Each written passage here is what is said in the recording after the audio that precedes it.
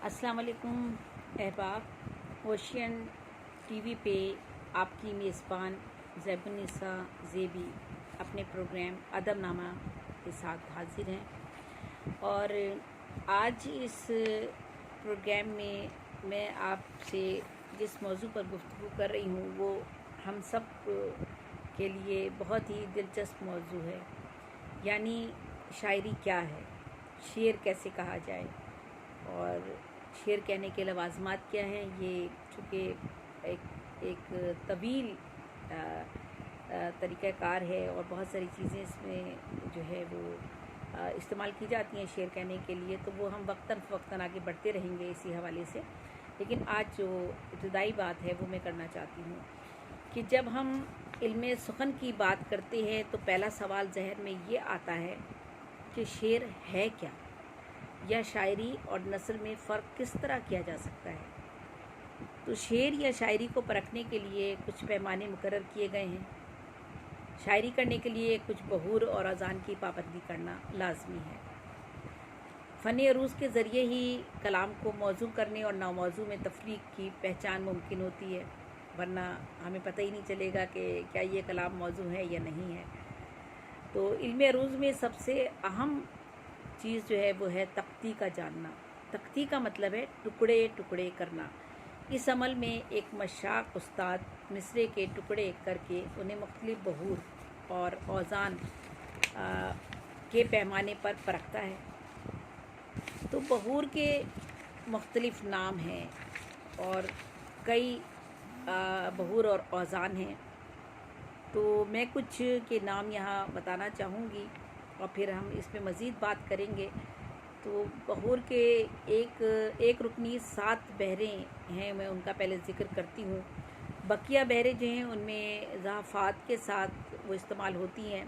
बहरे हज़ज, इसमें मुसम्मन सालम है, ये मफ़ाइलुन, एक शेर यानी दोनों मिसरों में 8 बार ये दोहराया जाता है। मफ़ाइलुन मफ़ाइलुन मफ़ाइलुन मफ़ाइलुन, 4 एक मिसरे में और दूसरे में फिर 4 बार दोहराया जाता है। इस तरह एक शेर में 8 बार बहरे हज़ज जो है, अगर आप वो इस्तेमाल कर रहे हैं तो आपको मफ़ाइलुन जो है 8 मरतबा इस्तेमाल करना पड़ेगा एक शेर में।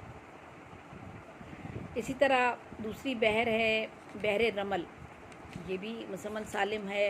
इसमें फ़ाइलातुन फ़ाइलातुन, एक शेर में 8 बार फ़ाइलातुन फ़ाइलातुन फ़ाइलातुन फ़ाइलातुन, 4 बार एक मिसरे में और 4 बार दूसरे मिसरे में दोहराना पड़ता है। अच्छा, नोट ये है कि इसको फ़ाइलातुन जो हम लिखते हैं तो फ़े अलिफ ऐन ज़ेर लाम अलिफ ला फिर ते पेश नून, फ़ाइलातुन इस तरह लिखते हैं।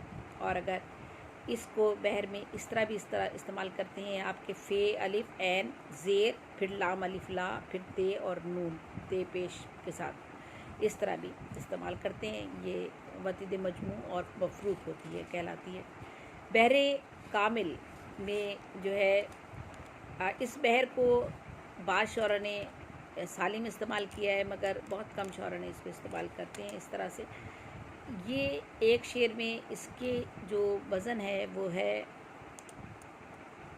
मुतफ़ाइलुन मुतफ़ाइलुन, मीम पेश ते फ़े अलिफ ऐन लाम पेश नून, मुतफ़ाइलुन मुतफ़ाइलुन, ठीक है। मुतफ़ाइलुन मुतफ़ाइलुन, एक शेर में मुतफ़ाइलुन मुतफ़ाइलुन एक शेर में 8 बार दोहराया जाता है। मुतफ़ाइलुन मुतफ़ाइलुन मुतफ़ाइलुन, ठीक है। एक शेर में 8 बार और एक मिसरे में 4 मरतबा ये दोहराया जाता है। तो ये आपको मैंने इस बहर के बारे में बताया। अगली बहर की तरफ चलते हैं। ये बहरे रजज़ है, बहर नंबर 4 बहरे रजज़ है। ये इसमें जो है इसमें है मुस्तफ़ाइलुन मुस्तफ़ाइलुन मुस्तफ़ाइलुन मुस्तफ़ाइलुन, ठीक है। एक शेर में 8 मरतबा और एक मिसरे में 4 मरतबा मुस्तफ़ाइलुन मुस्तफ़ाइलुन मुस्तफ़ाइलुन 4 मरतबा।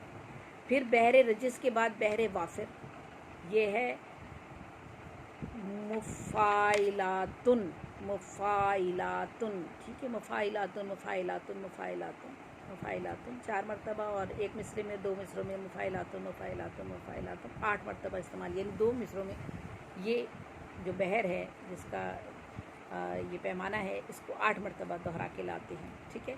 پھر بحر متدارک، یہ جو ہے فائلن، فائلن ایک شعر میں 8 مرتبہ دہرایا جائے گا، فائلن فائلن فائلن فائلن فائلن فائلن، ٹھیک ہے۔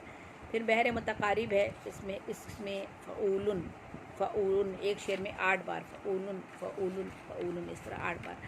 تو یہ میں نے آپ کو ابتدائی طور پر بتایا کہ 7 بحریں ہیں، انہیں ہم بحر حجج، بحر رمل، بحر کامل، ٹھیک ہے، بحر حجج، بحر رمل، بحر کامل، بحر رجز، بحر وافر اور بحر متدارک، بحر متقارب، ٹھیک ہے۔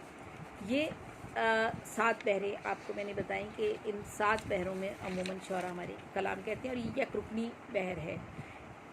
علم عروض عربوں کی ایجاد ہے، اردو میں یہ علم عربی سے ہمارے یہاں آیا ہے، لیکن علم عروض ہر شاعر نہیں جانتا، یہ بات یاد رکھیے۔ اکثر شعراء شعر کا وزن الفاظ کے بہاؤ اور موسیقیت سے موزوں کرتے ہیں، اس طرح کبھی مصرع درست ہو جاتے ہیں اور کبھی کبھی ایسا بھی ہوتا ہے کہ وہ وزن میں نہیں آ پاتے، لیکن زیادہ تر ہمارے شعراء جو ہیں وہ موسیقیت کے ہی پیمانے پر اپنی شاعری کو پرکھتے ہوئے شعر کہتے ہیں۔ اردو میں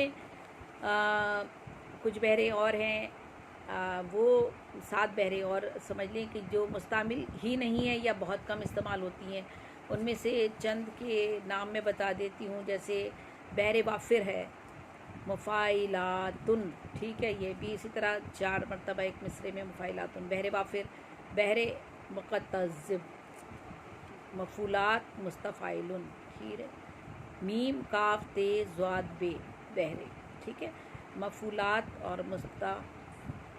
مستفعلن، مفعولات مستفعلن، اس طرح استعمال ہوتی ہے۔ بحر طویل ہے، یہ ہے فعولن اور مفاعلن، یہ آپ دیکھ رہے ہیں کہ اس میں پیمانہ تھوڑا سا تبدیل ہوا ہے ہمارا۔ پھر بحر مدید ہے، فاعلتن فاعلن فاعلتن فاعلن، پھر اس طرح بحر بسیط ہے، مستفعلن اور فاعلن۔ تو یہ 7 بحریں جو ہیں یہ ہمارے یہاں شعراء ویسے کم استعمال کرتے ہیں، نارملی کم کرتے ہیں۔ بحر جدید ہے، یہ بھی کم استعمال کی جاتی ہے، فاعلتن فاعلتن مستفعلن۔ بحر مشاکل ہے، فاعلتن مفاعلن مفاعلن، ٹھیک ہے۔ چند اور بھی بحور ہیں، بحر خفیف ہے، فاعلتن مفاعلن فعلن، اور یہ 2 بار استعمال کی جاتی ہے۔ پھر بحر سری ہے، مستفعلن مستفعلن مفعولات 2 بار استعمال کی جاتی ہے۔ بحر قریب ہے، مفاعلن مفاعلن فاعلتن 2 بار استعمال کی جاتی ہے۔ بحر منصرہ ہے، مستفعلن مفعولات 4 بار استعمال کی جاتی ہے۔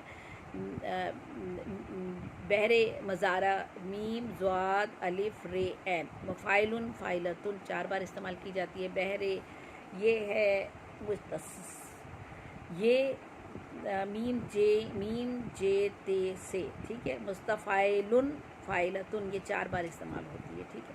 تو یہ ان کے علاوہ بھی اور بحریں ہیں جو غیر سالم ہیں یا مصحاف کہلاتی ہیں، ان کی تعداد بھی کافی زیادہ ہے۔ بحر جمیل بھی ہوتی ہے۔ تو اس طرح سے یہ بحریں ہیں، بحور ہیں اور اوزان ہیں، جن کی مدد سے ہم جو ہیں شاعری کا ایک پیمانہ جو مقرر کر دیا گیا ہے، ان بحروں کی روح سے اس شاعری کو ہم پرکھتے ہیں کہ یہ موضوع ہے یا نہیں ہے، اور یہ کام اساتذہ کا ہے، اساتذہ کرتے ہیں، ٹھیک ہے۔ اور یہ ایک آسان کام نہیں ہے، لیکن ہمارے یہاں نارملی جو شعراء ہوتے ہیں وہ یا تو ان پر آمد ہوتی ہے، اللہ تعالیٰ کی طرف سے بائی برتھ وہ شاعر پیدا ہوتے ہیں، اور جس وقت وہ کلام کہنا شروع کرتے ہیں، ہمارے بڑے بڑے نام ہیں، خواجہ فرید نام ہے اور بڑے بڑے شعراء کے نام ہیں، بلے شاہ ہیں، بڑے بڑے شعراء ہیں جنہوں نے آمد ہوتی تھی ان پر، اور وہ اس وقت کیفیت ایسی ہوتی ہے کہ کئی 100 اشعار لوگوں نے کہے ہیں۔ سماب اکبر آبادی نے ایک وقت میں یعنی کئی 100 اشعار بھی انہوں نے لکھے ہیں، اور بلکہ پیرزادہ عاشق کرانوی صاحب بھی کہتے ہیں کہ میں نے ایک وقت میں کئی 100 اشعار لکھے ہیں۔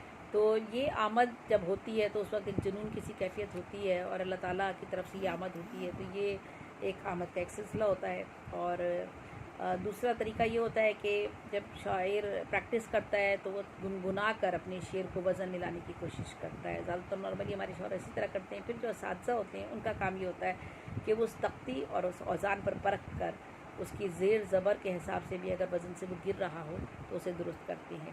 تو یہ ایک میں نے آج آپ بالکل ابتدائی بات بتائی ہے آپ کو شاعری کے حوالے سے، اور یہیں اس سبق کو ہم یہاں پر ختم کرتے ہیں، یا اس موضوع کو یہاں پر ختم کرتے ہیں۔ آگے انشاءاللہ دوسرے موضوع میں ہم آگے بڑھیں گے، اور ہم آگے بات کریں گے.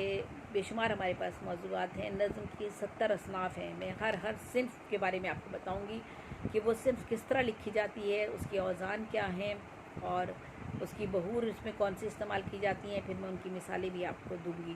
یہ میں نے ابتدائی بات آپ کو صرف اس لیے بتائی ہے تاکہ آپ کو اندازہ ہو جائے کہ شاعری میں اور نثر میں فرق کرنے کے لیے بہور اور اوزان کا ہونا بہت ضروری ہے. ٹھیک ہے. پھر ہم بعد میں کبھی نثری نظم اور آزاد نظم اور نظم مارہ کا بھی ذکر کریں گے اور بتائیں گے کہ وہ شاعری کا حصہ ہیں اور وہ کیوں ہیں اور کس طرح سے وہ استعمال کی جاتی ہیں. تو آج اپنی میزبان زیب النساء زیبی کو یہیں پر اجازت دیجیے. ادب نامہ کے ساتھ انشاءاللہ اگلے دوسرے پروگرام میں آپ کے ساتھ پھر حاضر ہوں گی. اجازت دیجیے گا. اللہ حافظ. فی امان اللہ. نگہبان. اللہ نگہبان.